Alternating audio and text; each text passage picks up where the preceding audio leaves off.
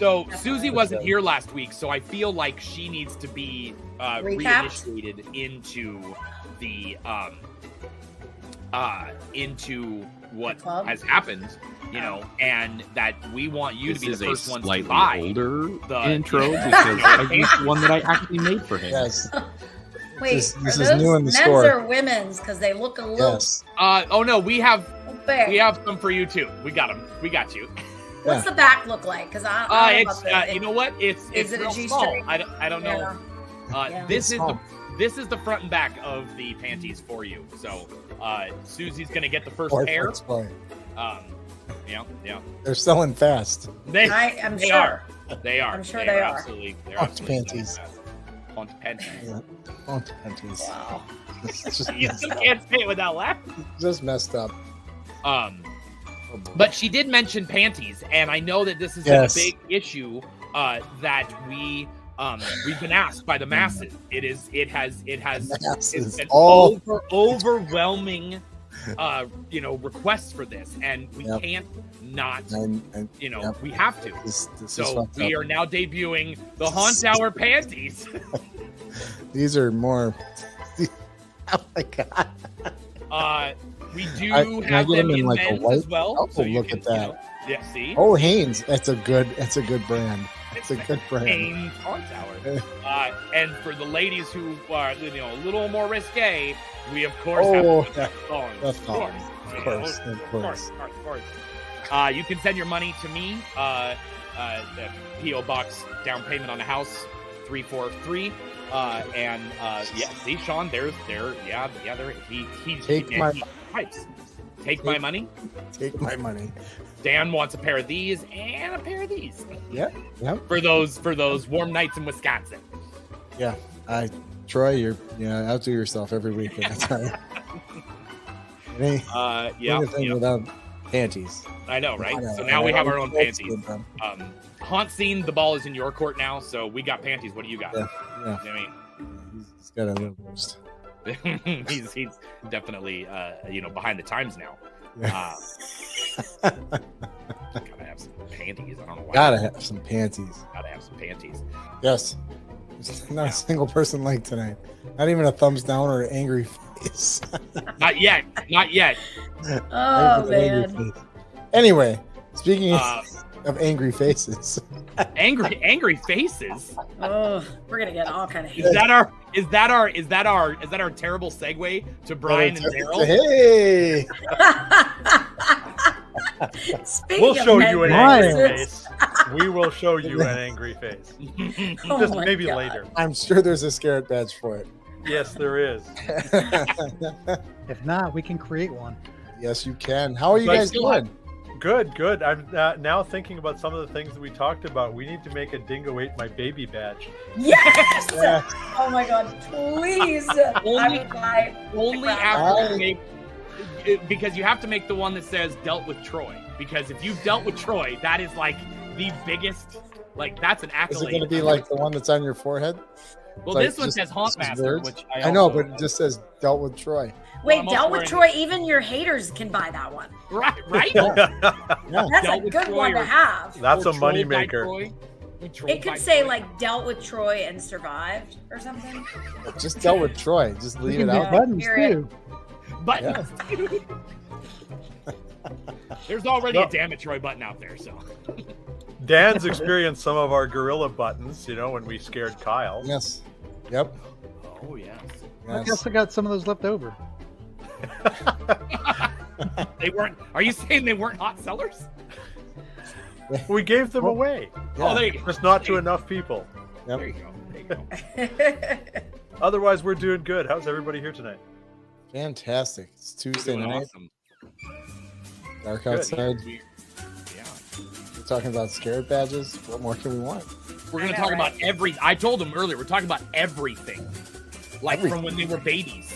All the way up to now. Yeah, first memories and stuff. We definitely have to cover all that. Wow. Dan, why don't you start us off, Dan? Yeah. What? Well, when I was a baby. Oh, jeez. A dingo ate me. A dingo ate me. A dingo ate me, and all that left were my panties. Damn it, I already took the picture down. Damn it. Was Fear PDX the one that you got kicked out of, Troy, for interviewing at the end of the haunt? I did. I totally did because it was their Valentine's blackout haunt. Oh and my gosh. Brian still gives me crap about that now. He told me, he goes, yeah, you can come on through, and I have a video camera, and he saw me with it, and he didn't say anything. About halfway through, like his security guard goes, "You have to take that. You have to leave." And I'm like, I don't want to say this, but like the security guard didn't know who I was, and I was like, you know who I am?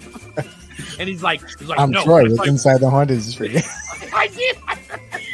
I was like, Brian can see me. I'm looking at the camera up in the corner. I'm like, Brian, hi, get your goon off me. And he's like, we didn't know you were gonna like film live. We thought you were gonna do it not live. And I was like, well, it's a blackout haunt. Nobody can see me anyway.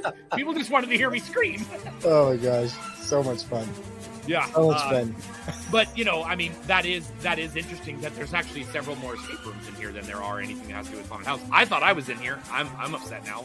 It's okay, but I thought I was in here as Oregon Haunted Houses because they had something. They had for home haunts in here too. You can put it down, so maybe they took those out. Maybe because I don't see any they other. started making money with these websites. Yeah, so that's probably why is I didn't want to pay them money, and they're like, "You're out." I get it though. Gone. Got to appreciate where you're at. Yeah, midways are tough.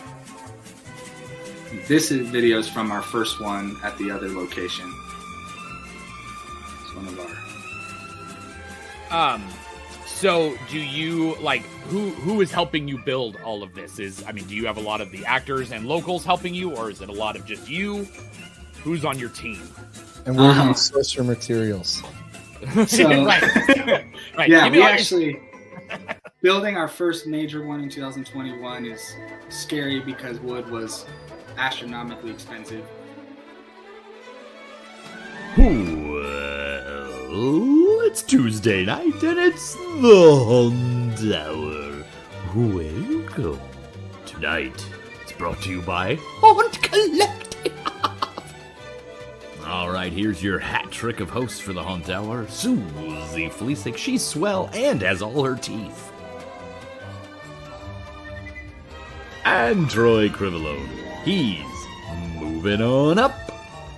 And Dan Doble, who's getting 5 minutes in the box for high sticking. And tonight's guest is Joey Morris from Pantophobia Haunted House. All right, folks, it's game time. So sit back, put on your toque, lace up, grab your Molsonites, and get ready to face off, because you're tuned into the Haunt Hour. Eh?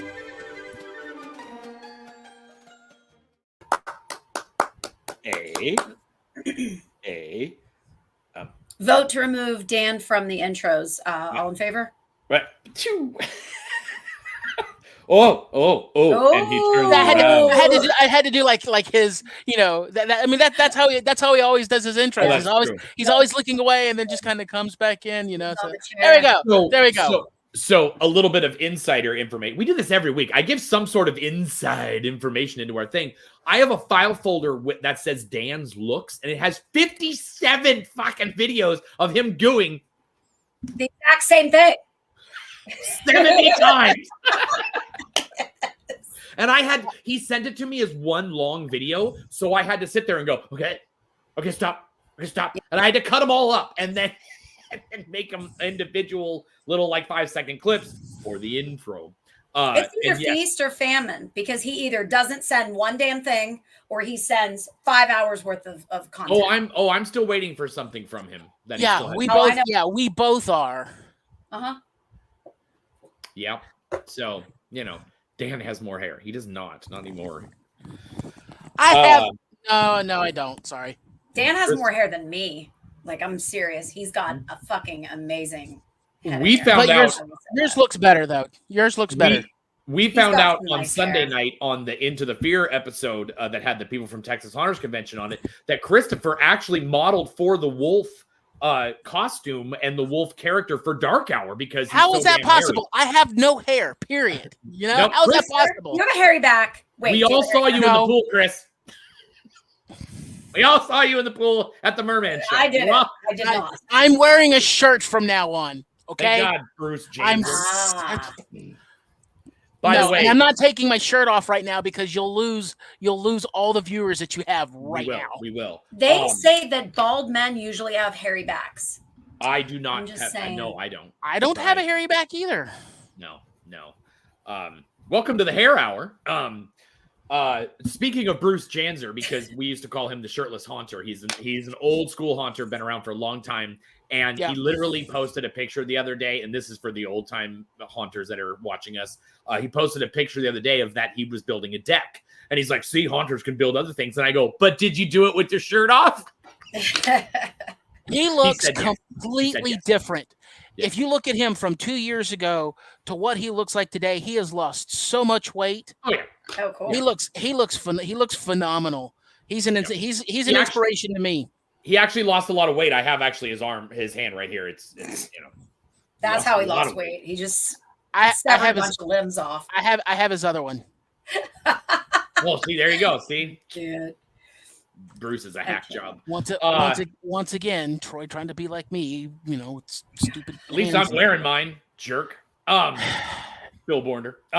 Anyways, so welcome to the Haunt Hour, because Dan's not here, so I'll do it. Welcome to another exciting, awesome, actually rescheduled Haunt Hour, because our guest tonight was originally supposed to be on episode 13, back when the Oilers cheated their way. No, they didn't. They won fair and square into the Stanley Cup Finals and won the championship. So that's why the Oilers stuff was on there. But Joey had to work, and we love that commitment to work and stuff like that. There's not a lot of younger people who are that committed to work, so I love that. And I'm like, absolutely. And he mentioned to me after the show, he was like, "Hey, if you have some extra time, somebody falls down or something like that, I'll be available." And our original guest, Jennifer Penelope Cochran, was not able to be with us tonight. She did not fall down, but she wasn't able to make it.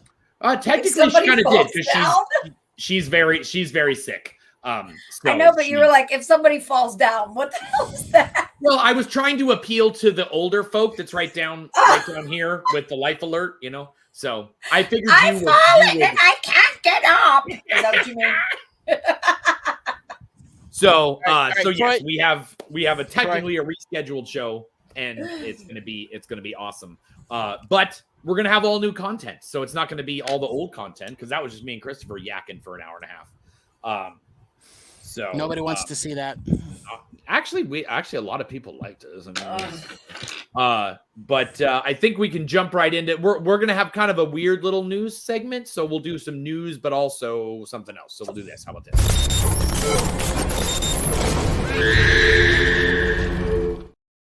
And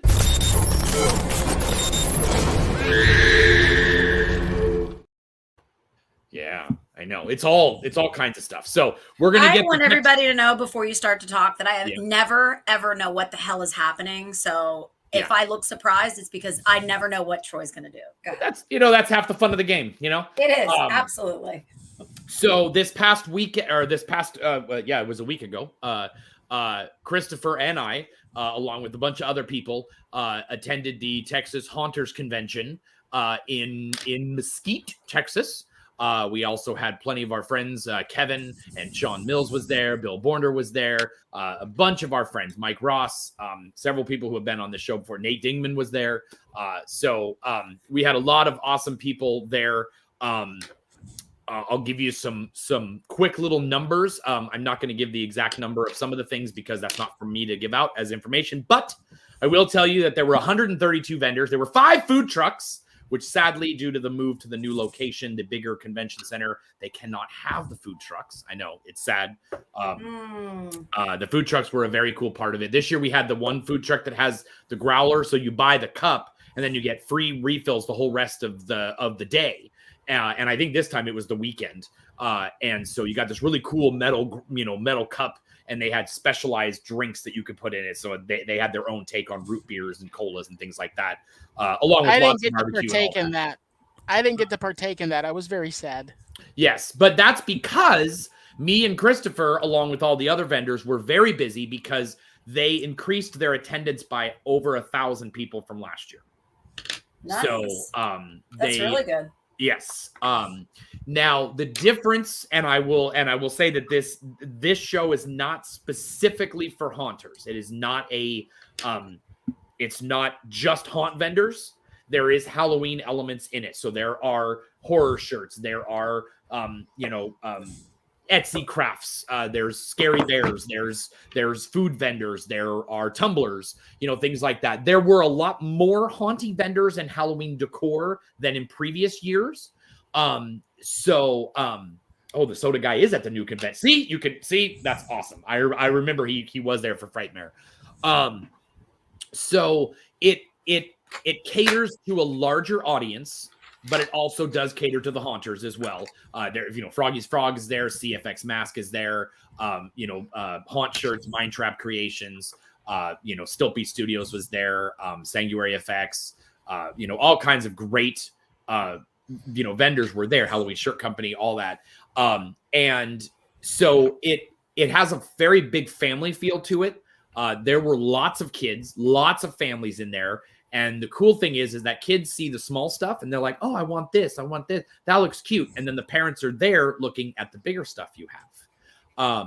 So it's very much the impulse buying at the register at the grocery store. And that's why it's there, is so the kids make mom and dad buy it for them to shut them up, But this show has a lot of people that show up to it that like all aspects of Halloween. But there were plenty of haunted houses there.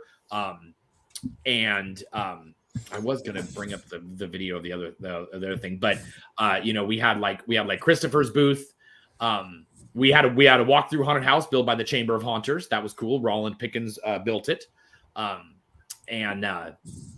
so we had lots of awesome vendors. Christopher's one of them that has so many different items in his booth that people could really spend some time looking at everything in there. And they did. Yeah. I was diagonal from him, so I constantly saw people. But this year, very similar to East Coast, I was busy the entire time. I only stepped away from my make and take class, and then Ashley was over there taking care of the booth. And it was busy from start to finish. And the Terror Tours actually sold 10 tickets while we were there. And nice. I've never sold tickets at any show yet. Oh, wow. Normally we're just information. They take our card, they buy tickets later because it's not a tangible item. It's hard to sell nothing in your hand. And so that was, for us, that was awesome. I know Christopher did well. I know lots of vendors did well. The sentiment this year was that there were a lot of small things bought.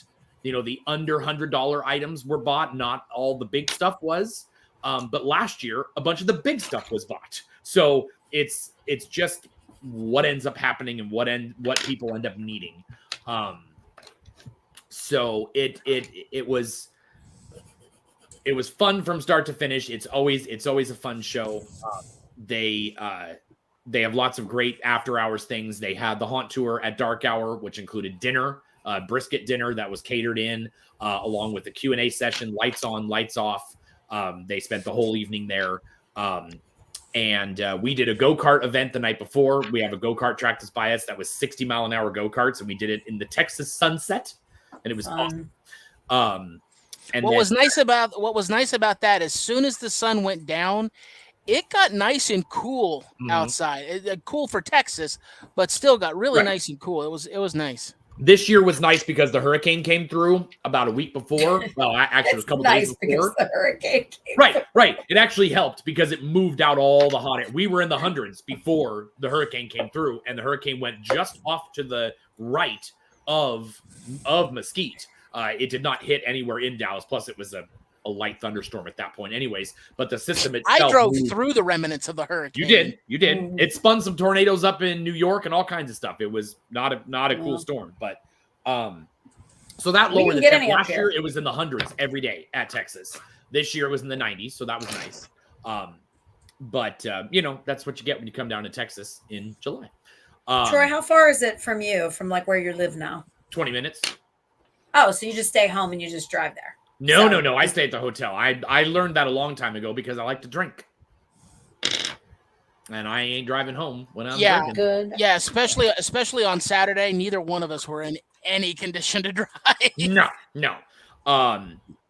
So, but that's, we overtook the entire lobby every night. We had games going on in there. We were hanging out, lots of socializing, but at a slower pace. People are out by the pool hanging out, things like that. It's not the Marriott at Trans World where you cannot hear world partying anything. You're yelling at the person standing right in front of you. This is much lower key, so you really get to know people a lot more there. It was similar at East Coast. There was a lot of after hours just hanging out, chatting with people in lobbies and stuff. But we did have some awesome events that we partook in. One of them was the costume contest, and we'll show you some of the winners of that. This was the best cosplay. This was from Silent Hill. We had Best in Show. That's Sammy Taylor, Chainsaw Sammy. She is now retired from costume contests at Texas. She'll be a judge next year. This year she won Best in Show. Last year it was Scariest. We have the Best Movie Monster, which is a different take on Krampus and more fabulous Krampus. I like that. And then these guys. I don't know what the fuck these guys are. This is just playing around. We'll get back to those guys. We have Best Group. Cool. Okay. Funniest costume though goes to Bill Bornder of Mind Trap Creations, who has been a guest on our show. He made Yosemite Sam, but of course Texas Yosemite Sam, and I am now actually the proud owner of the Texas Yosemite Sam costume, because on the sheriff's badge is the name of my town. So he actually is the Josephine sheriff while he was at Texas. So I really appreciate that. And now I own the costume, and I am absolutely going to be wearing it to the Josephine Halloween Festival that we have here. And then we had Most Creative. Okay. Scariest. This was good. I did like this. This was pretty good. And they also had a kids costume contest. This was all homemade. This Freddy Fazbear or whichever one of these he is from Five Nights at Freddy's. That was cool. This is the older kids. That's from one of the animes, right? Christopher the Hell of a Boss or whatever it is. Yeah. Okay. And then this was the Saturday or the Sunday one. And she was actually really good. She came out and walked out like that. She walked out all creepy and stuff. And so that's pretty fun. This was a really good one too. The kids are really upping the envelope there. That girl looks creepy as hell with her face like that. Mm-hmm. But yes, me and Christopher and Kevin have been keeping a very large secret for quite a while about what costumes we have been making.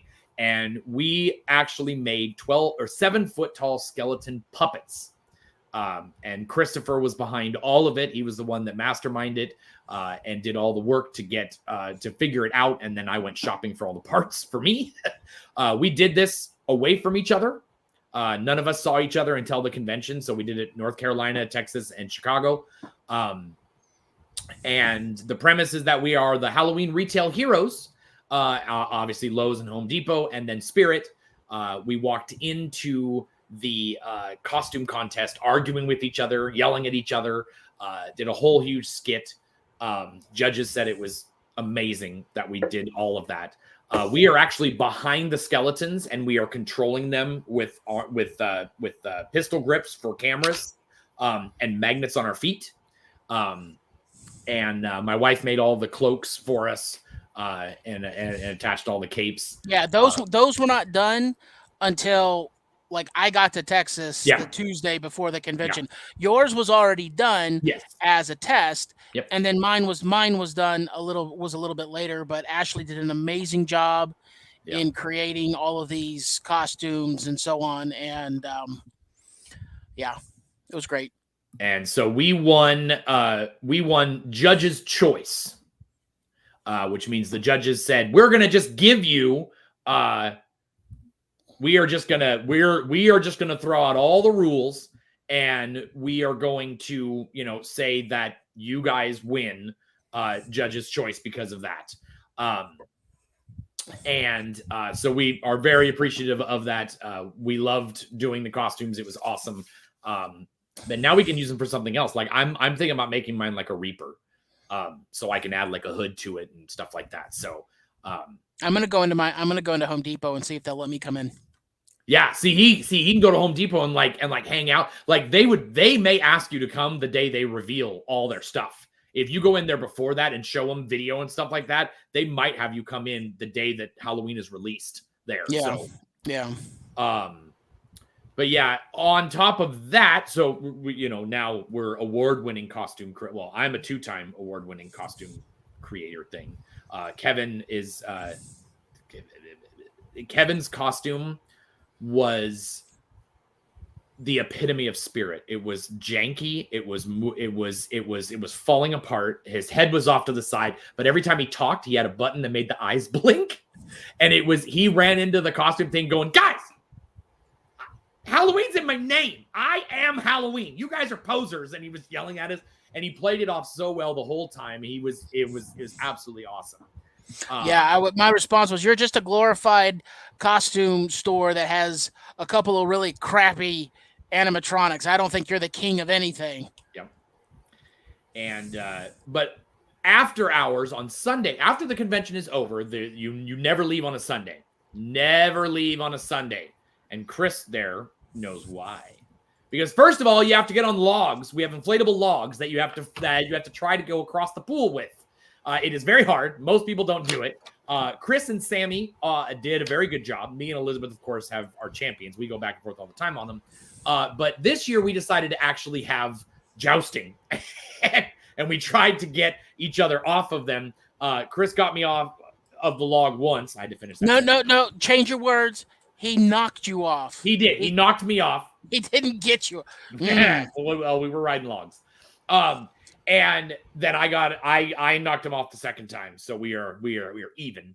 But after that, after all the frivolity, we needed to put on a show for everyone, because it's very important that everybody gets to have a nice evening at the theater. And what better way than to have an evening with the mermaid?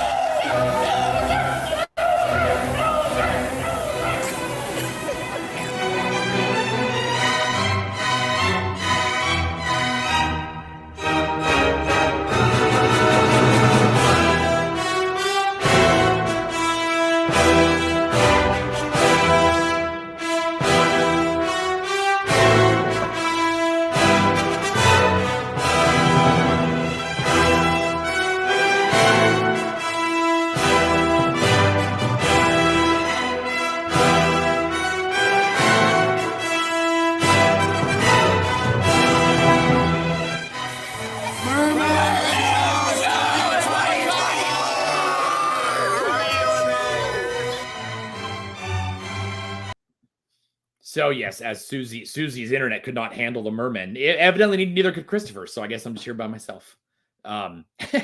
So we've been doing the Merman show for several years now. Chris and Bill Bornder started it with us, and we have added 9 people this year. We had 9 people and a drone. Bill lost track of time that I'm here as a representative. I'm sorry. Do you get paid? Sean, you're going to be in it next year. So is Rue from Dark Hour. And there was word that Alan is going to be coerced to come into the Merman show. So that'll be awesome. So we'll have a werewolf in there too. So yes, I guess Susie's gone. She couldn't handle the mermen. The sexiness. So she has bad internet up there in the top of her house up there. So she says, "What the fuck? Come back in." But yeah, so Texas is a great show. We have lots of silly, awesome stuff. No, she does not have to work next year. Sorry, we've already told the school it's off that day. So if you get a chance, it'll be at the end of July next year. It's like the 27th and 28th or 26th, 27th. It's the last. It's the last weekend. Yeah, it's the last weekend of July. It will be at the Irving Convention Center, so a much bigger convention center than before. It is quickly served by the DART train from the airport. Ubers are like $5. And there's 3 hotels we can stay at. 2 of them will have hotel discounts. The other one's kind of a nice high-rise one right next to it. So more hotel options, a lot more food options, and a whole new place to make our own. So that is it for the news and all of that. I will let's quickly, and then we can bring on our guest here.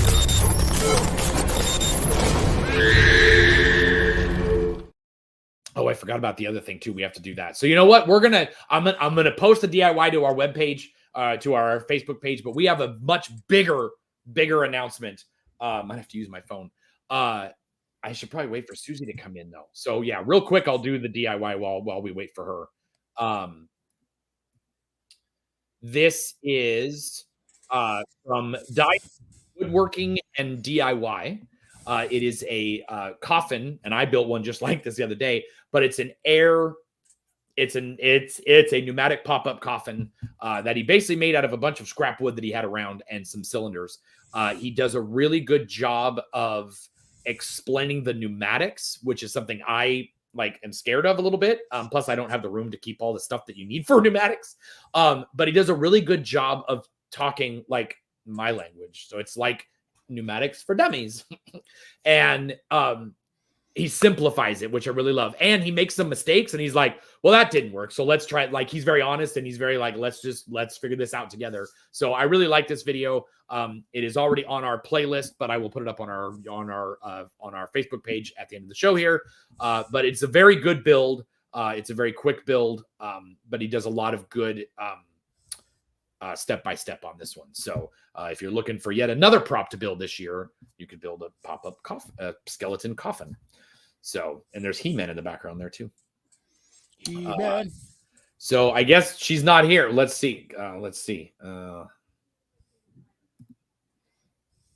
Might have to use my, okay.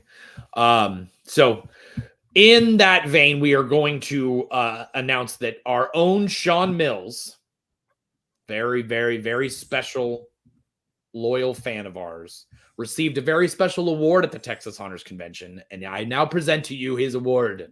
We have a special edition of the Haunt Tower. I can't fucking talk to you right now. Very special edition of the Haunt Tower because we have somebody very special in attendance. Very special. The one person who has watched every single episode of our show. Thank you for that. He has nothing better to do on a Tuesday night. I was told to move. And watch the 3 of us. And Christopher now. Talk to Haunters. But we have a very special award for you. Oh, no. Drum roll? No. Is that panties? So, we are presenting you with the Haunt Tower Most Loyal Fan Golden Panties Award. Yeah. Golden Panties. So, there's your plaque for your newly painted upstairs. Okay. It's a very nice frame. It cost me $6 at Goodwill. Nice. But we also have an actual gift. We have a real gift for you. Okay. So there is your gift. Go ahead. Oh jeez. Should I aim it at you? No, please don't. Oh shit. I know, right? It would have been. I still would have showed it. Oh yeah.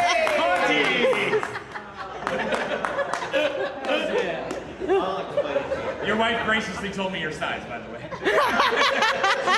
She's medium. There you go. She's like medium in the hips, but small in the back. That's why we put the big clock there, so it distracts. Yeah. And now you have every button that I've made so far. So yes, he got the Golden Panties Award, and it's a framed picture of an award of 2 golden panties, and an actual pair of haunt men's panties, haunties. So I'm sure he's probably wearing them right now and probably soiling them as well. So you know what? That's a much better award than Judge's Choice. Hands down. I almost got myself a pair of the Haunties, but then I was like, that's weird then, because then only me and Sean would have Haunties. Matching Haunties, no less. Yes. So speaking of Haunties, see, it's such a great segue. Speaking of Haunties, we have Joey Morris from How's it going? Pantophobia. How was that a great segue? It was a great How was that a great? It was a fantastic segue. I wouldn't have wanted it any other way. Joey, come on. I had a little bit more respect for you, but it just kind of went. I mean, take what you will, man. That was. I think that was peak. That was perfect. Yeah. See, and Sean's got it right underneath the TV that he watches us on. I'm sure Fawn loves that. I love it. Yeah. So welcome to the Haunt Hour. Finally, thank you for joining us. Absolutely, thanks for having me. So how we always start the show is we want to know all about you from the very beginning. So it was a cold night in the hospital, and you were born. And right. Not that far back. Well, I mean, maybe a few years after that. Fine. Okay. So why don't you tell us about how your childhood with Halloween and then lead us up to where you are now, and then we'll start talking about all that fun stuff you're involved with now.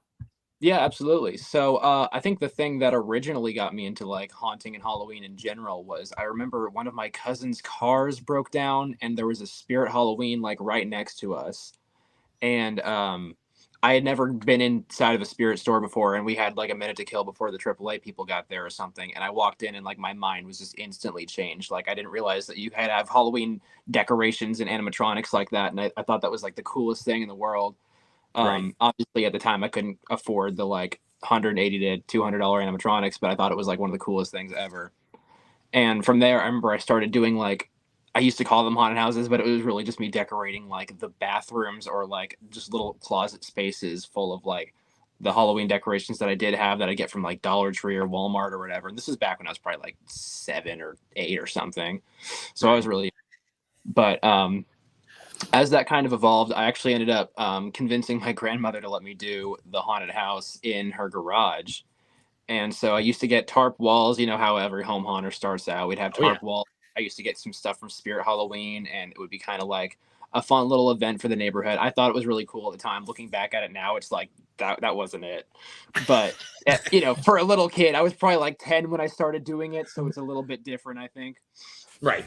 But yeah. And then like, God, I think the first theme we ever did was called like Asylum, but it really wasn't an asylum. It was just like an array of spooky stuff I found from like Kroger and Walmart and Dollar Tree and Spirit and all that stuff. And then we moved on. Because one of the big things we pride ourselves on is that we do a completely different theme and characters and backstory and look every single year, no matter what. And it's always much bigger and better than the year before. So yeah, we started out, we did like Asylum, then we moved to like doing a barbershop, and then I don't remember all of them, but we've done clowns a couple of times. We've done the last couple of years specifically have been like much bigger. We've done like Castle, we've done Asylum/Hospital, and then most recently we did Pantophobia X, which is like the hillbilly hell nightmare thing, clearly very inspired from and based on like Texas Chainsaw, House of a Thousand Corpses, my like love letter to horror movies, really. But I mean, yeah, if you want to like explanation of how I got into all this stuff, it's kind of through Spirit, kind of through just like seeing animatronics and my little child brain being whimsied away to a land of Halloween and all that stuff. You know how it is. Nice. Yeah. Yeah. What do you think are like some drawbacks of being like, or I guess also advantages to being younger in the industry? Because you're what, 25? 20. Oh, okay. So 20. Yeah. I just took away 5 years of your life, right? Yeah. No, you added 5 years. You didn't take them away. Yeah, but he didn't get experience 20, 21, 22, 23, 24. I just skipped right to 25. Well, if it makes you feel any better, we went to Kings Island the other day and we told them it was my birthday to get free ice cream there, which you can actually do. They don't even ID you. And they thought I was 40. So like, honestly, I'll take it. 25 is much better than being 40. All right, there you go. Holy crap. If they think you look like you're 40, I hate to think what they think how old I am or Troy is. They bring out the walker for you, Christopher. They bring out the wheelchair for you. Well, they'll bring out the. I don't have to walk then. That's true. The rest of the day, anybody told me happy birthday, then my homies would be like, "Yeah, thanks. This is big 4-0," and I'd be like, "Oh my god." But that's so awesome. It was crazy. Hey, free stuff is free stuff. I don't care how you get it. More power what to I'm you. saying. What I'm saying. That's right. So what are some advantages or drawbacks to being younger in the industry? Do you feel that you're not taken seriously, or is it just Yeah, I mean, I guess as far as drawbacks go, I would say definitely, especially when I was younger, it's different now, but like, especially when I was younger, I obviously, when I was like, 10 through 15 or 16, I didn't really have a job. So it was a lot harder to actually be able to afford stuff to make our haunted house look good, which is definitely an issue. I can make more money doing stuff now. That's good. At least it's an advantage. As far as like, I have been, I guess, not really rejected, but like it didn't work out. I was applying to work at a pro haunt that's actually like maybe a 5-minute drive from me that's over here because they needed somebody to help run it. And I think one of the big reasons I didn't get hired was just because I was much, much younger than the person they were looking for at the time. Because like the person they had running it before that was probably in his like 30s, 40s or something. And I was like probably 18 or 19 at the time. I still had like, 10 years experience under my belt even at that point. Right. But I think he probably didn't realize quite what it is that we do over here. And I think that was probably putting me at a disadvantage. But I don't really like to say I have like a disadvantage to it just because I think I do it for the fun of it. I do it to raise money for charity. I think it's a really awesome, fun thing. Right. But I mean, if I had to name like any disadvantages I've ever faced, it would probably be something along those lines. Do you think if you had gotten hired, you would have not continued doing your home haunt, or would you have tried to do both? I think I would have definitely put most of my passion into the pro haunt and kind of moved on to doing that. I would have obviously loved to continue doing this one, but I think it would have made way more sense to be getting paid to actually do what I love instead of doing it for free. True. Is that your ultimate goal? I think so. I mean, I think I'd really like to do it professionally. The main issue is more just like, it's really hard to get into doing professionally. I have plans with a couple of like my haunt industry friends to start up doing something eventually one of these days. No hard plans or anything, but it's like that's my dream. That's my vision. One of these days, I want to get a big warehouse or a big piece of land and just start doing it professionally. And I think that'd be awesome. Or at very least, do something that involves like being creative like that, like set design or something like that. Because I think I'm really good at that and I really like doing it. So yeah, that's the goal, I would say. Well, I like the fact that you want to take the slow route on it, because there have been, and there probably currently are, plenty of haunters who are out there trying to do it quickly and just be like, well, I did a home haunt one time in my yard and now I want to run a haunted house. And then they're like, holy shit. It's a lot different than running a home haunt for sure. Yeah.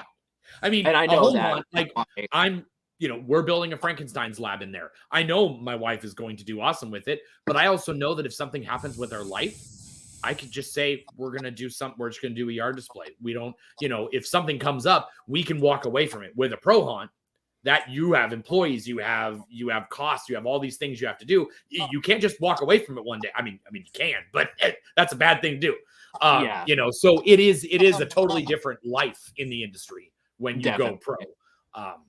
One of the things that people say, whenever somebody posts about it on Facebook, I always say, are you okay with this now not being your hobby and your passion? This is now a business.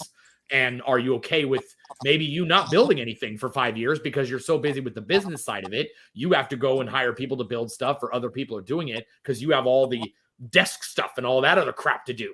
The operations, the operational side of it. Yeah. Which I mean, yeah. Nobody likes the word budgets and spreadsheets and crap and taxes. Bad word. Bad word. Strike on Troy. So when you started doing, because in 2016 you started doing the actual bigger ones, right? I mean, what you can call bigger, I guess. But yeah, in 2016, this was the first one I ever posted, which was like one of our carnival ones. Obviously a lot different than what we do today, and I didn't really have the mechanics of everything down yet. But yeah, this was the first one This right here, like I'm already like I don't think I've ever seen a path marker that is spewing out stuff. That's super unique. I love that. Yeah, I thought of that last second, actually. I specifically remember getting in trouble because I didn't have it like recycling or anything, so it was just straight up getting the ground all soggy. And I was like 13 or something at the time, so I didn't really realize a better way to do it. But right, it was something. It's funny though. Yeah, it was fun. It was fun. Or even the fact that like it's a carnival and for some reason there's like a haunted cemetery outside. Like I don't know. I just didn't coordinate it as well. This was still kind of the point where I was like trying to stay on theme, but at the same point my ADHD brain was like just put in spooky stuff because it's cool, Yeah. Well, and I mean, it's still Halloween, Yeah, exactly. Sure, you call it, you call it a carnival. And everybody knows that there will be carnival stuff. At least you told them there will be clowns, because that's the big question. Like, are there clowns in there? Well, yeah, it's carnival. Of course, it's clowns. Yeah. Everyone expects clowns. Right. Yeah, you definitely. From what I've seen from the further ones, you have definitely. Oh yeah, quite a bit. But like you said, you have to start somewhere. And exactly, yeah. And even for the time, I remember this was like insanely ahead of anything I had done before. And I was really proud because we'd never had pathway markers. Like kind of, it was just a big open space with like spooky stuff around. This was the first time I had like a set path that you could actually walk through, like a real maze or whatever. And I was really proud of that at the time. And like looking back at it, it's like, oh my God, if I did this now, our guests would be so disappointed. But like at the time, it was a big deal for me. Oh yeah. Well, like what would be kind of funny is like if you went along and your next year you bring back some of those crappy things, and that's like the first room, and it's like, oh, what did we get into? And then the next room is all your new awesome stuff. It's that's just like, I've actually brought that up before. I would love to do a haunt where it looks like you just go through like a really crappy, cheap haunted house. And as soon as you think you get out, it's like, oh, that sucked. And then that's when the actual one starts in. Like, that's when we start going hardcore on you. That would be awesome. That'd be really fun, I think. So are there any haunters out there that are an inspiration to you? Definitely, yes. At the time, for sure, I would say, I'm sure you've heard of him at least, but like I was a huge fanboy, absolutely like head over heels obsessed. You know, the YouTuber Hauntformer or Mac. He does like Spirit Halloween stuff mostly, but like I was like really I aspired to be like him. And he's a super sweet guy. So like I don't know. My little kid brain just thought he was like awesome or whatever. So that was my main inspiration for like some of the earlier haunts. And then in like 2018 or 2019, I want to say, I went to my first Midwest Haunters convention. I went to Transworld for the first time. I started working at my first pro haunt, which over here it's shut down now, but it used to be called Haunted Angeles House. There's probably footage online. You can check that out. It's really cool. But the guys there kind of got me really into more of the pro side. And obviously, I know we're not like a professional haunt, but I still like to say we're like semi-pro home haunt still to this day. So they definitely introduced me more to like the professional side, the less spirit side, and more like, distortions, pneumatic animatronics, professional masks, costuming, lighting, all that stuff. Right. But yeah, I mean, as far as earlier stuff goes, I'd say inspiration was definitely Hauntformer. And as far as later stuff goes, it was probably like just my introduction from my two like bosses at the Haunted Angeles House, because they're really the ones who started introducing me to like this side of haunting and Halloween. Right. Yeah, I mean, even the two, even the difference between the 2 years, 16 and 18 here, Oh yeah, yeah. Is it all done outdoors, or is there do you go in through like the garage and stuff like that? The portion that you guys are watching right now, I'm pretty sure is all just the garage. We used to only be allowed to do it in the garage, and I couldn't really go, like I could do a little bit in the side yard, but that was about it.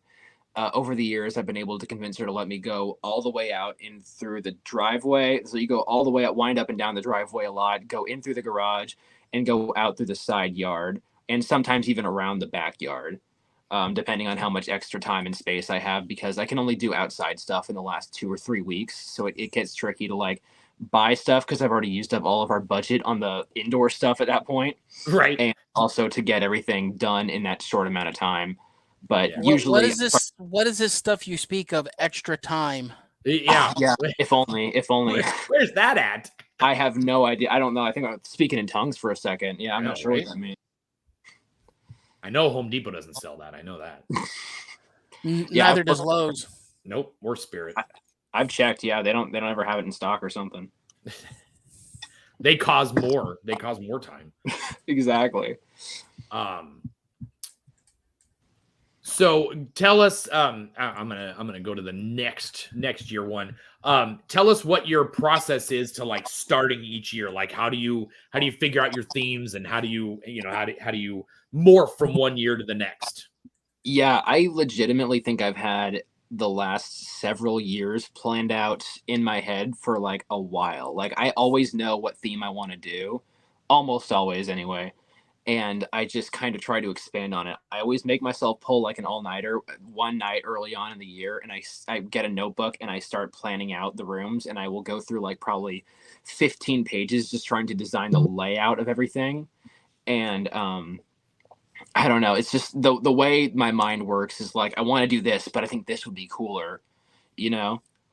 Like, I'm trying to think, because like last year we were supposed to do the theme we're doing this year, which is, I literally just announced it today on my Instagrams and stuff, so I can say it now. We're doing like a post-apocalyptic, like bunker sort of thing. And I was supposed to do that last year, but I was like, I'm not going to have the budget for this. It's too ambitious. I can't do this without more planning. So, I decided to go a safer route and do the like hillbilly hell nightmare house sort of thing, which obviously is my love letter to horror as well. So I thought that'd be cool. I could put a lot of passion into it and it'd be a little bit cheaper.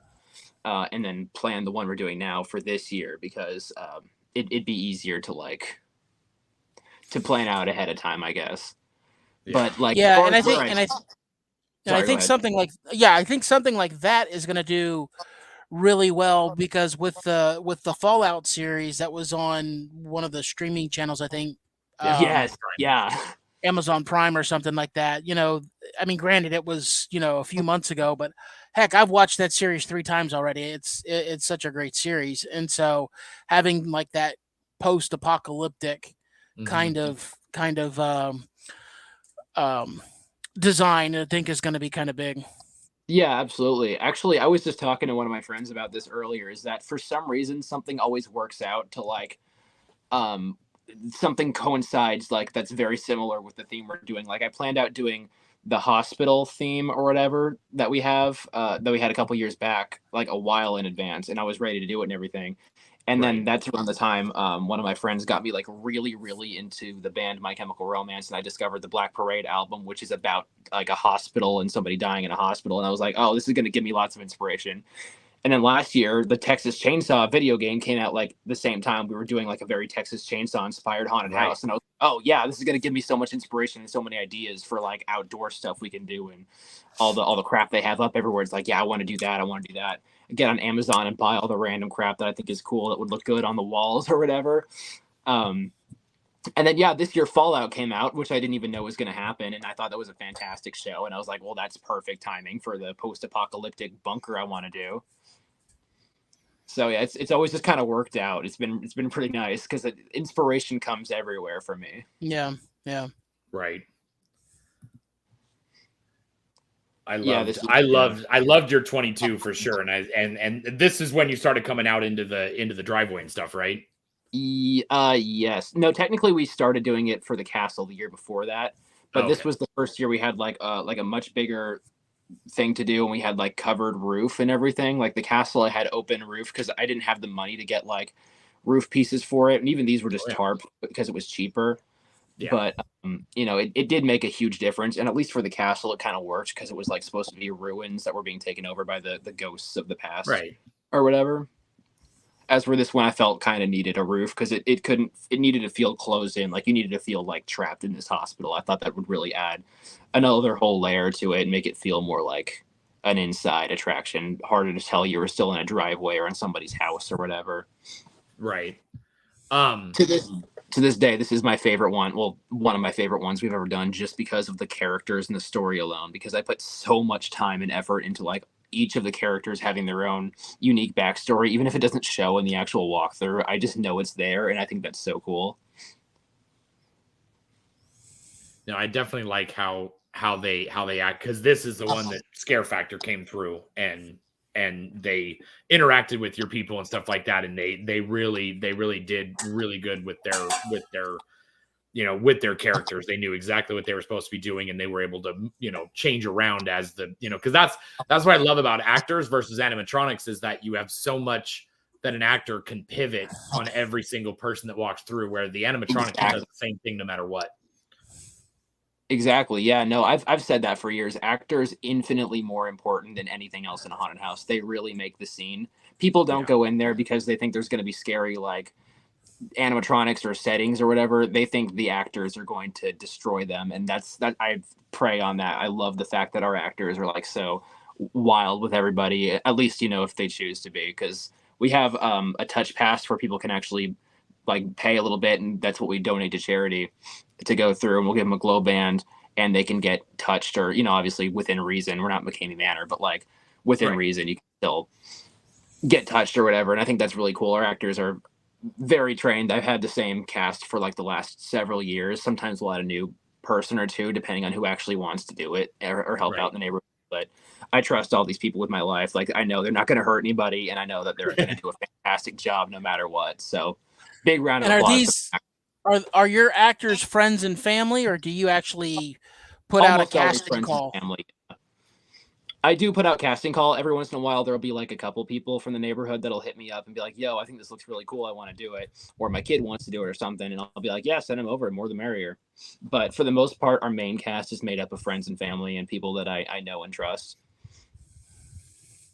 And I've made a lot of friends in like the haunt industry as well. So like sometimes even people in the haunt industry will hit me up and be like, yeah, I want to come scare act for a night. And I'll be like, absolutely, come on down. Let's do it. I mean, this from, because when I try to figure out who's going to be, who our guests are going to be, I saw this video and I was like, yep, we're going to have him on. But then I also go back and I look at all your old stuff, and it's just such a cool testament to the industry that nobody told you no. Nobody told you couldn't do it. You just kept getting better by learning and listening and watching and just knowing that your creativity has no bounds and you can just go. Yeah. And absolutely. I really try to just push whatever I can, whatever comes into my brain. It's like, I want to do this. Let's do what we can to make it happen. And I think that's how everyone should be, is like, if you think of something, try to make it work. It's just how it is. I don't know. I think it's really cool that you can just kind of take what's in your head and put it into reality with a real walkthrough attraction. Right. I'm loading up I wrote it the wrong way. All good. But yeah, Scare Factor came through that one. That was the first year we ever had them. They were actually supposed to come through the year before with the Castle one. But I think one of them got COVID at that point, like the night that they were supposed to come through. So they ended up pushing it back. They came through last year as well, which I was really excited about, because last year I think was the best year we ever had, hands down. Right. So how did you start training your actors with the touch part? Because I know that there aren't too many, and there are only a few pro haunts that do it, and there aren't too many home haunts that do it. How did you approach that with your actors? Like, was that they wanted to do it or you wanted to do it? And then how did you start training them on how to touch and interact? Yeah, I pitched it to them and they seemed ecstatic about it. Like, I don't think there was anyone who was like, no, that's going too far. Everyone was like, that would be really fun. And again, these are all people that I've known. Like, anyone who's touching anyone anyway, at least with my knowledge, is everyone that I've known for like most of my life, if not years, and I would trust heavily to do it. And they know, not to be too rough or anything. So when it comes to training, there's not like an insane amount of beforehand, because they've been doing it for years. They know what's right and what's wrong and what's off limits and what you can and can't do. Usually they'll just go for more of the approach of touching with fake weapons, or like sniffing hair, or like, for example, one of our little girl actresses that we had, one of my relatives actually, clung onto her leg for like the hospital one, and she had to like drag her along on the floor, and it was really funny. She was like their favorite one too, so it all worked out really well. But I don't know. There's not a lot of training involved just because they've been doing it so long, and I trust them to know what they're doing, and they always kill it. So I can't really teach them much of anything. Back in the earlier days, though, like before we had really started like using actors in the haunted house, it used to mostly be like animatronics. I would go through some like training exercises that I was taught at the pro haunts that I worked for as well. I can't remember a single one of them for the life of me now. But I know that we did go through them, and that it was like, team building exercises, and I would usually go through the haunted house myself. I still do this every year a couple of times, just to make sure that everyone is in their spot and everyone is comfortable with their character and knows at least to some extent what they should be doing. And I give them a rundown of what the character is and what it's supposed to be, and they kind of make it their own. Like, for example, this kitchen scene right here, all I really had was that it was the mother waterfall or whatever. She was the one who makes the food, and she really just ran with it. She just made it her own, and she was like the fan favorite actor we had in the whole haunt. The whole kitchen scene was like talked about by the reviewers and everything. It's just a lot of it is just them being them and running with the prompt that I give them.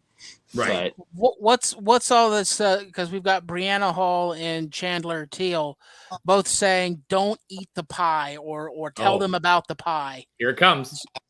Okay. Yeah. Well, Brianna Hall is one of my best friends ever, and back last year she was actually the one who made the pie, and she's our prop master. So she does well at that time she'd only really made the pie, but she's going to be doing a lot of costumes for us this year, and I'm sure more props if I need them. But yeah, I'm sure they were just making jokes about the pie in general because it was made by her. But yeah, and those are two of my very close friends. How she eats it. But I love how, even though, because I'm sure the roof leaking was not a like, that was not planned, right? No, yeah, it was just raining. They always seem to come when it's raining, but it honestly kind of added to it a little bit. Right. It made sense in the scene because she's not worried about the leaking roof. She wants you to try her pie. Yeah, exactly. Yeah, they actually got some like cranberry sauce or something and drizzled it all over the like props that I had on the plate so that they could actually scoop up clumps of it and just eat it. And I was like, that is so disgusting. I love it. That's genius. Right? It is genius though. Unless you don't like cranberries. Yeah, well, luckily they did, so we didn't have a problem. Yeah. This is just that but I love the fact that you mix the the immersiveness. You're letting granted, I know it's scare factor, so it's a little bit different when they come through. You're not going to push them through and put the next group in, but I love that the characters just kept going and that everything fits. You don't have a clown scene in the middle of this. Exactly. Yeah, we've got a lot. We used to do stuff where we would just like throw like even back when we started doing like semi-pro stuff, I would say, which I would count as around the time we started using solid walls and not tablecloths. I think that's close enough. I just ran out of steam at the end of it, and I would throw in a little circus area or like a little farm area. But like in the last few years, I would not allow that. I have to make sure I stay on track and do like entirely what our theme is. Yeah. Well, it's because somebody on I think it was on Hangout yesterday or the day before said, I'm doing this scene and blah blah blah, but I don't know if I'm gonna get, it's gonna be mostly dark or whatever. How much do patrons really care about the scenery and what's in it? Oh, he said that he was gonna have, it was a 50s living room, but he needed to have a big screen, like an LCD TV in there, like a flat panel TV. And he said, will that like ruin it? And I go, absolutely. I go, because what people don't realize is that the reason we don't, haunters notice this stuff, but the way, normals don't notice all the little details in your haunt because they're immersed in it. So they don't need to notice those things because their brain tells you that little knickknack is there. The doilies are on the table. This painting fits the time. So if you had a flat panel TV in the middle of a 50s living room, your brain tells you, wait, no, I'm not in a 50s it starts confusing you. Exactly. Or wait, that's not supposed to be here. Right. And the whole point of haunted houses is to suspend your belief that you're not in a driveway, you're not in a warehouse, you're not in some guy's backyard. You are in a hillbilly's house. You are in a zombie thing, an asylum, whatever. And it's like, no, the details do matter because it matters to your brain. You consciously don't care about it because you're getting scared, you're running through having a good time, but your subconscious brain is telling you, I'm in this house. And it fits, you know. That's always been very important to me, is completely immersing everybody in what they're supposed to be in. I think it takes away from the environment so much if you have like something in there that's not supposed to be in there. Like I would never put a flat screen TV in a 50s room setting because that would it would take you out of it, you know? Yeah. I mean, even the pumpkin patch at the end, it's a hillbilly house. They're going to have scarecrows. They're going to have a farm, or something like that. They very plausible had a pumpkin patch or just pumpkins randomly growing, Exactly. So no, it's very important to me to immerse the guests in what they're in. And honestly, even if they don't notice it, it's stuff that I do. And I walk through, I spend like every waking second of my September at this haunt. And it's like, I want to make sure this is something that I think is good and that I like before I will allow anyone to even come in. Right. Yeah. See, one of the things that I like about some of the haunted houses around haunted houses around here that I go to is that they have different areas with different themes. But you walk into one theme, you walk through it all completely, you walk out of it, and then you walk into the next one. So you're out in the open and you have a kind of a time to decompress from what you just went through before you go into the next one. Right. You go through one haunted house and you're in a haunted asylum or you're in a haunted hospital or something like that. And then you open up doors and boom, you're in a clown room. That throws it way off for me. Yep. But if you leave the hospital and you walk, a trail and then you go into a clown house, now I'm like, okay, I'm out of that hospital.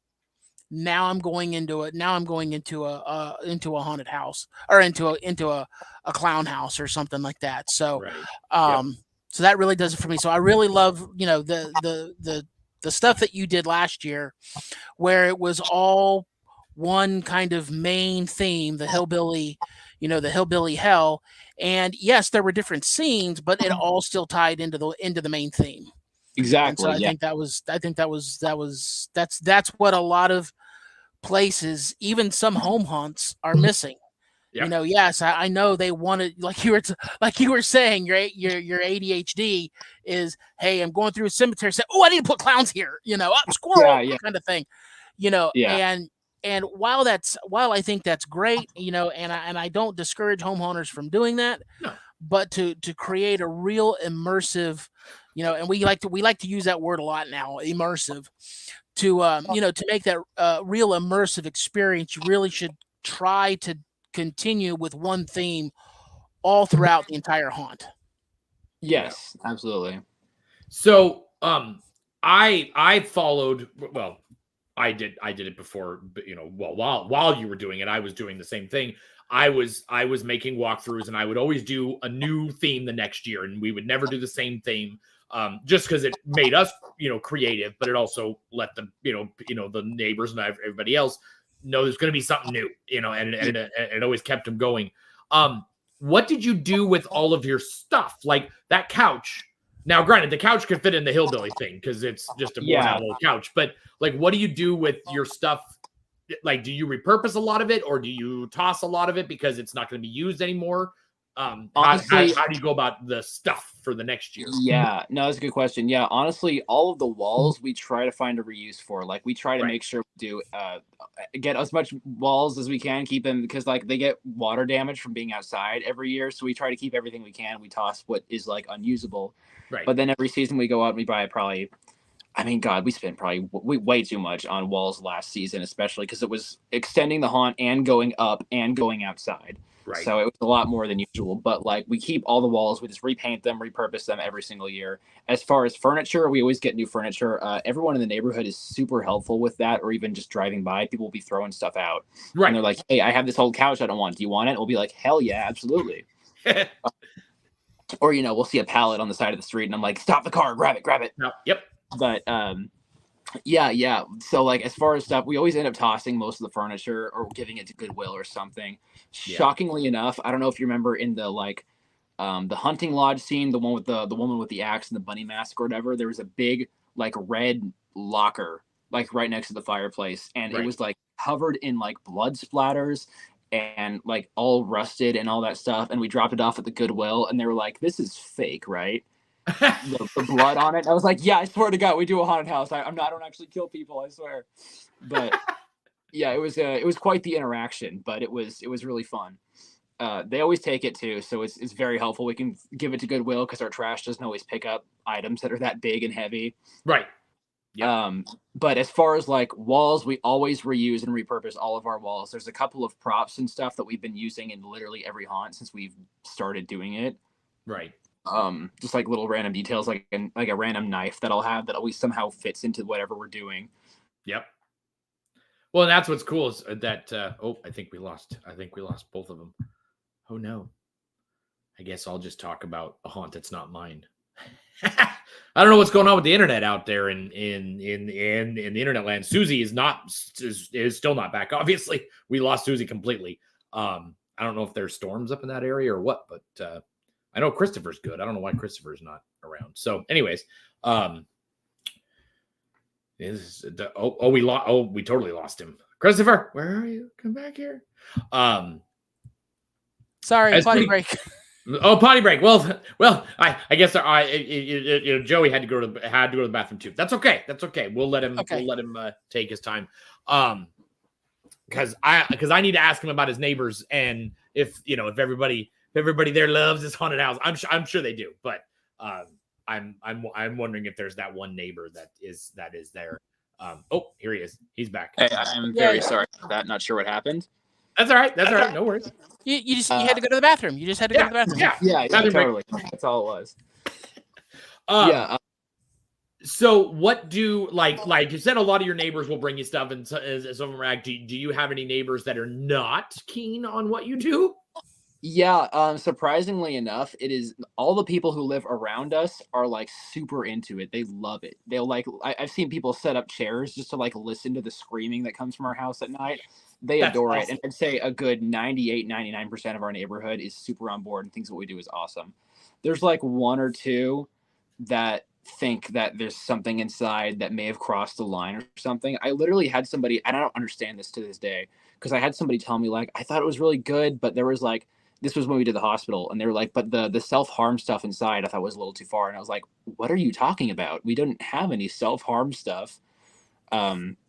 So I have no idea what she was even talking about, but there's a couple, I'd say literally maybe 2 or 3 in the entire neighborhood that don't like it just because especially the last couple of years we've been doing stuff to like push the envelope a little bit. Right. But that's the one complaint that I've ever had that is like, I just do not understand even what you're talking about, but it's fine.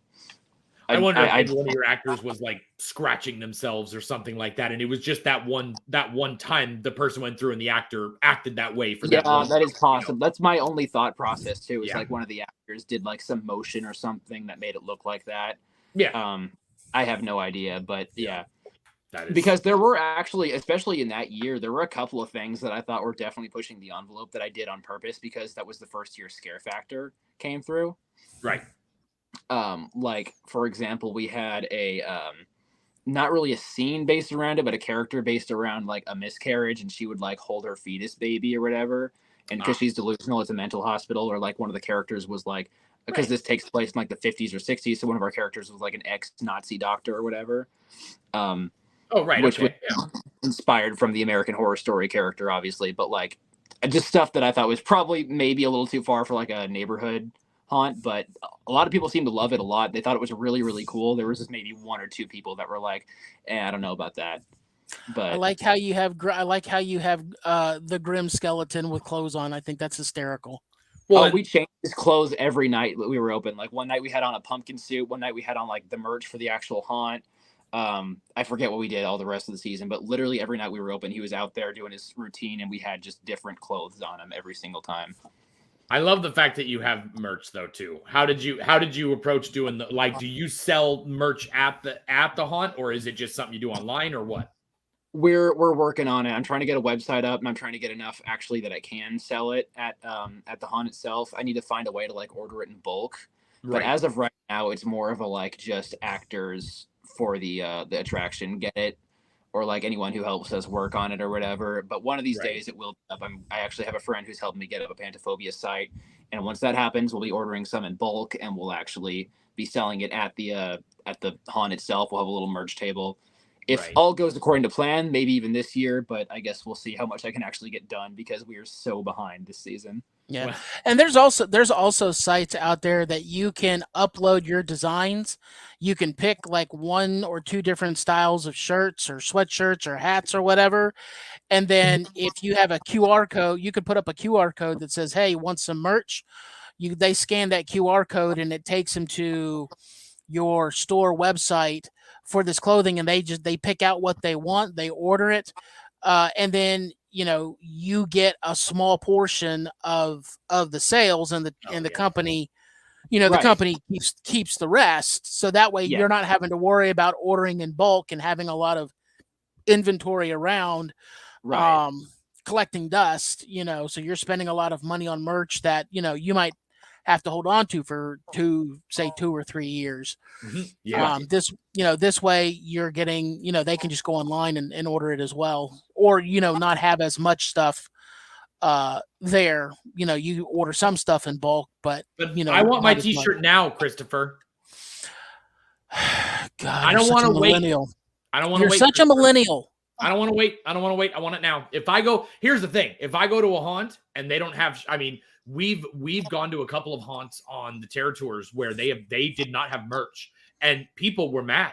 They were like, "Well, I wanted to get a shirt from every haunt we went to," and I was like, "Why don't you have merch?" And they're like, "Well, we just haven't thought about it yet, and we have some on our website." And I'm like, "No, they want it now." So, Christopher, your idea is not great. Well, I'll see what I can do. We'll see what you're talking about a pro haunt. This is a home haunt. I don't see a difference. I don't see a difference. There definitely is, but I appreciate the compliment. Troy's being an ass again. Never. I'm never an ass. Absolutely not. I'm not an ass to Joey. Joey's awesome. You just want people to, go wait for 7 to 10 business days to get a t-shirt. See, Cody knows. Yeah, one of these days we'll be on that. I'll actually trying to make that one of my priorities this season was to make it so we have a merch table, because I've been meaning to do it for the last years. It's just like by the time I remember it, it's like, oh, we already put too much into the haunt. I don't have money to make this happen, and I also don't have time to get a merch table made or to hire somebody to actually do man the table. So one of these years. So what made you do a Christmas haunt? Yeah, well, couple things. Number one, every pro haunt I've ever worked for has at least one Christmas event, and I always think it's a lot of fun to do, and it's just it's a lot less serious, but everyone always has a blast doing it. And number two was because I can go to Dollar Tree and get enough stuff that I need to Christmas up the place for probably $50 from there, and Walmart and stuff, that I can just kind of do that. Age some of the wrapping paper or some of the pieces or whatever with stain and spray paint, and it's an excuse to keep it up a little bit longer and to not have to take it down. So it's a mixture of things. I think it's really fun, and I think it's a lot it encourages the actors to be a little bit more goofy while still doing the job, and it's just an excuse to keep it up longer because we worked so hard on it, and it only stays open for 4 or 5 running days. And it's always so sad to take down. It's I can keep it up till mid-November now because we have an excuse. I get to do a Christmas event. I get to make everyone elves and creepy Santa and reindeer and all that fun crap. And we have a running thing where me and because actually, if you don't know, I'm not the only person who builds this entire thing. It's me and one guy. It's my cousin, but he actually is really, really involved in the build process. And so we both dress up as Heat Miser and Snow Miser every season. And we're just arguing outside in the front queue line, and everyone always adores it. And we're just bickering back and forth, yelling at each other throughout the whole haunt. It's so much fun.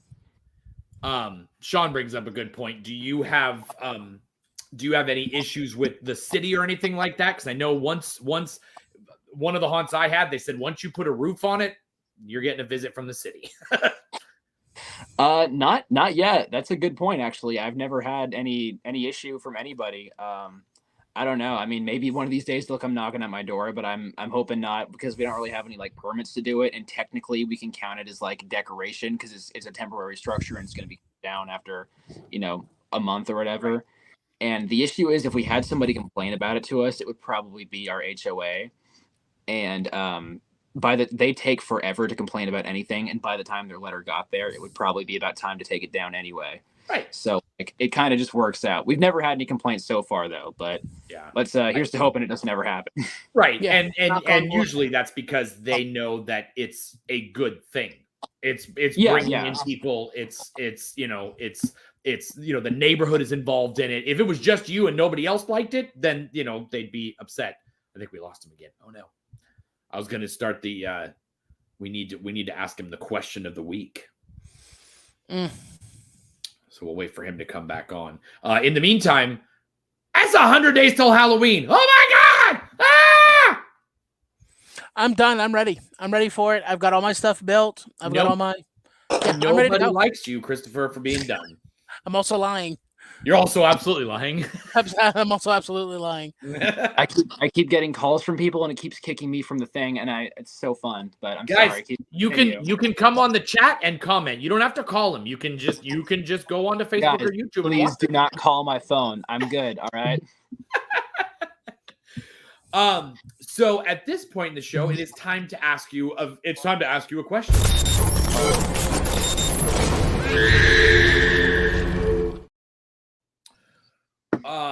So what are some unlikely or likely marketing methods do you use to advertise your haunt? I actually have a really good answer for this.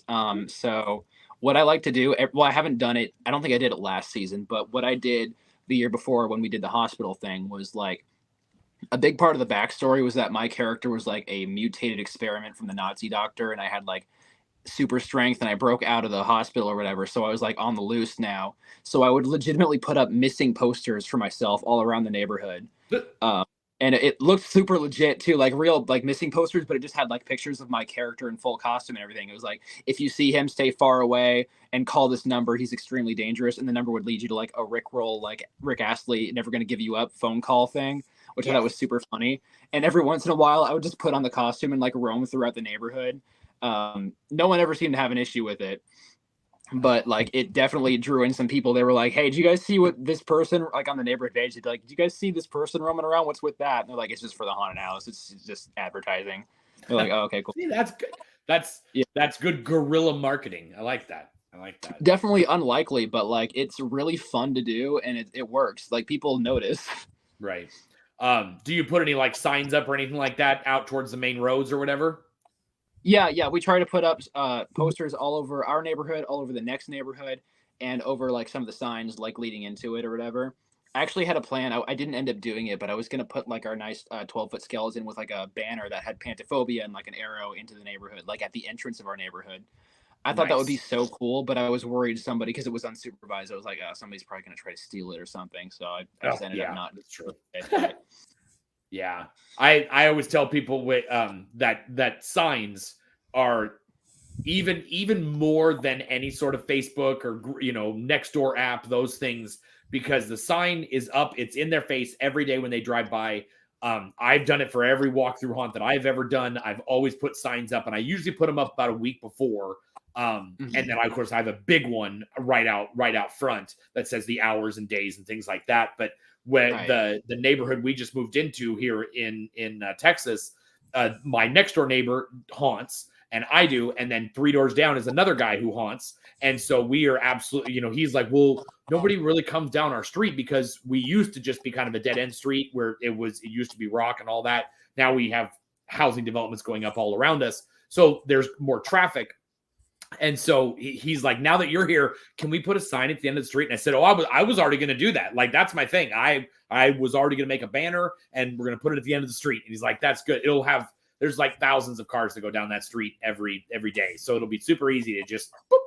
So like, come down here for Halloween. So signs are just, they're so easy to make, and it's just, it guides them to you instead of just putting an address or whatever on a Facebook thing, they have to go find that. If they're driving around, they just see the sign and follow it, Exactly. Yeah. So that's actually, we try to do at least a few signs every year. I don't ever make as many as I'd like to, but they definitely, of course. It also helps that we live like on the street, basically coming into the neighborhood. So if you even pass through our neighborhood for any reason, you're probably going to see the like 2-story structure house that we have over there, or whatever. Right. Yeah, that makes sense. But I've like, even without signs, back before we did them, I've had people come from like out of the state just to come see us. So like that's pretty cool, I think. Heck yeah. That is the way.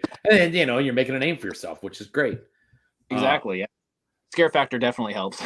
Yeah. They definitely provide some fire. Fire. For sure. Fire.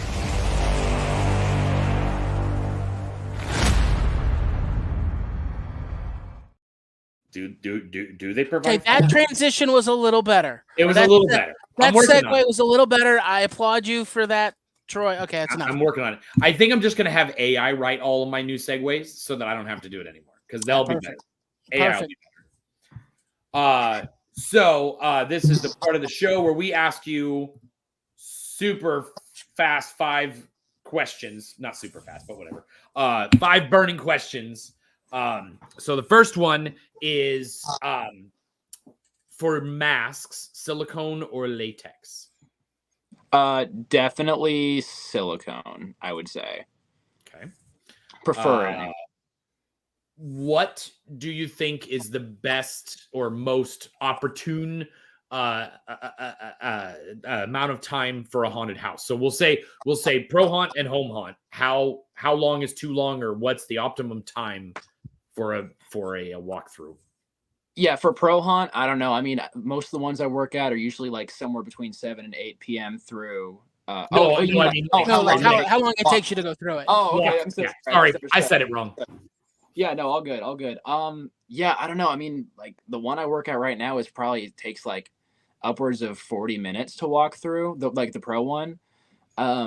But I don't know. I mean, honestly, I don't feel like it's ever too long. Like, I think if you're paying a good amount, then it's like, it should be a good amount of your time spent. So I'd say minimum 15 minutes probably for a pro haunt. But I guess it depends on how much it actually costs. For the home haunt, I don't know if there's really like quite a limit exactly, because usually those are free anyway. We try to make ours as long as possible to get as much content out of it as possible. And how much, because people do pay to go through because we donate to charity and everything. But honestly, our walkthrough is probably somewhere in the area of 7 to 8 minutes to get all the way through. And that's even without the actors stopping you in your tracks. Like, it could probably go up to more like 10 to 13 with the actors in it. So the third question is going to be Troy or Christopher. Ooh, that's like making a mother choose between her kids, I know, right? I don't know if I can answer that one because someone's feelings are going to get hurt. No, they're not. Yes, they will. But I will say this: if you pick me, I get to rub it in Troy's face. So, because I don't get picked very often because I'm not on the show very often. I'm always in the background. Your name's not on the list. Just so you can rub it in his face, I'm going to pick Christopher. See, there you go. All right. There you go. There it is. No hate to anyone, obviously, but just to help out my buddy here. Yeah. Because you probably had to add it onto my my little whiteboard in front of me. I actually have one. Great. That's awesome. You're tied with the 5th, James and Daryl. So that's good. I know. Hey. Zombies or vampires? Vampires. Okay. I've been called a vampire most of my life. I love zombies too if they're done right, but like vampires are classic. Your style is definitely vampire. I get that. Yeah, Victorian Gothic usually. So yeah. And the final one is final scare or facade? Ooh, for me, facade. I think it really builds up a lot of the tension. Like, you get really pumped and really excited if it's like a really cool looking structure you're about to walk into. That's tough though. Like, it's hard to say, but for me, facade. What do you think, as a side question, what do you think the patrons remember more? Between facade and final scare? Yeah. I mean, definitely for us, it's for facade. I don't know in general, maybe because a lot of like pro haunts I've seen don't go super all out for their facades, and I don't know, sometimes their big final scare will be like, you know, one of the giant like pneumatic things coming at you or whatever, which is really cool, but I can't afford like a $16,000 animatronic to do that. Right. So we usually go all out on the facade because I think, I don't know, at least for us, they would definitely remember our facade more than anything else because it's just towering over everything. And it's a big eyesore in the neighborhood. As much as like it's a mean thing to say, it's on purpose, so it's fine. But like, you know, a big rickety shack with like this creepy like booming music playing outside of it, which we have on purpose to be like really like draw them in, I guess. Right.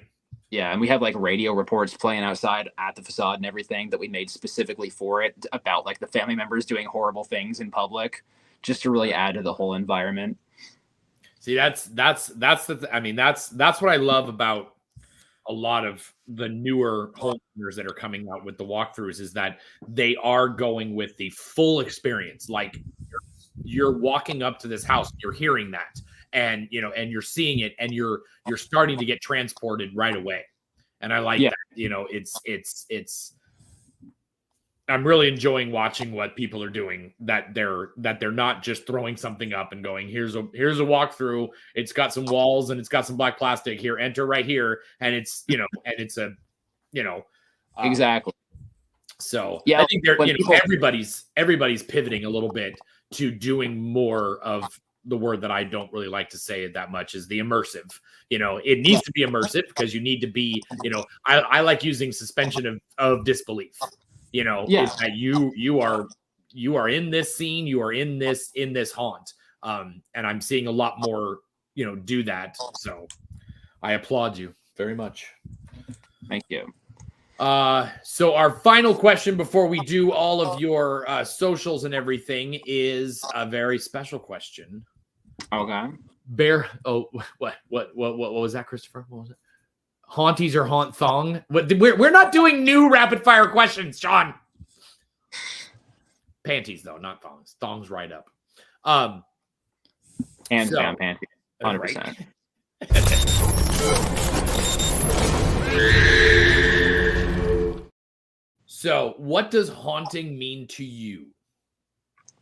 Yeah, I mean, honestly, growing up, it was kind of like everything to me. It was always my if things were going wrong, it was always my escape to go and just start building stuff, put all any negative energy I had into being creative for the actual haunted house. So like, honestly, yeah, growing up, it was not only my passion, but my escape. And it for real is just like, I don't know who I'd be without it. It is a huge part of who I am. It's everything to me, to put it in simple words, I guess. I don't know what I would do if I didn't have haunting, at least on some level. Cause like, even if we don't do this haunt specifically one day, if I move away and I'm unable to like run a real professional attraction, but I'm still unable to do our home haunt, I definitely want to like scare act still. I definitely want to be a part of the industry because like, I don't know who I am without it. I think is a huge part of my identity. Right. Oh yeah. Yeah. I think that's for all of us I think a lot of us would be, you know, I have no idea what I would be doing if I wasn't doing all this Halloween stuff. I don't exactly. Like, I don't remember what I was doing before. Like, I know you'd be doing Christmas stuff.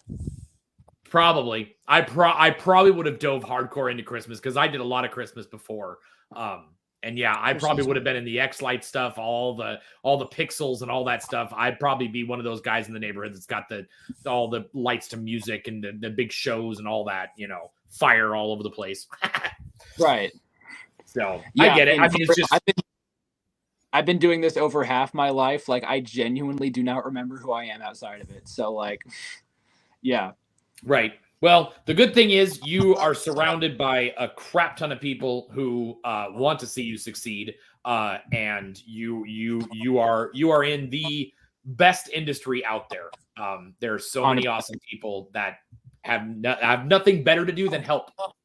Exactly. Yeah. I've met a large portion of them, and I'm so thankful to like so many people I couldn't even name on this interview that have helped me, whether it's inspiring, whether it's physically, whether it's scare acting, whether it's donating. It's just like so many people in this industry are so fantastic, and I could not be more thankful for the people who want me to succeed and for people who help us out. Yeah. Well, you are rising quickly. So you're I will be excited to watch where you go from here. Absolutely. I mean, let's hope. And in that vein, everybody else can watch you grow by following the Pantophobia Haunted House, which is the fear of everything. By the way, I did say that in our little text intro to this show, but that's the fear of everything. So that's good. You have Pantophobia Haunted House on Facebook. You got Pantophobia Haunted House on YouTube. So you can find all the cool videos in there. It's got lots of, unboxing videos, lots of cool trailers, demos, scare footage, all kinds of stuff. And of course on Instagram as well.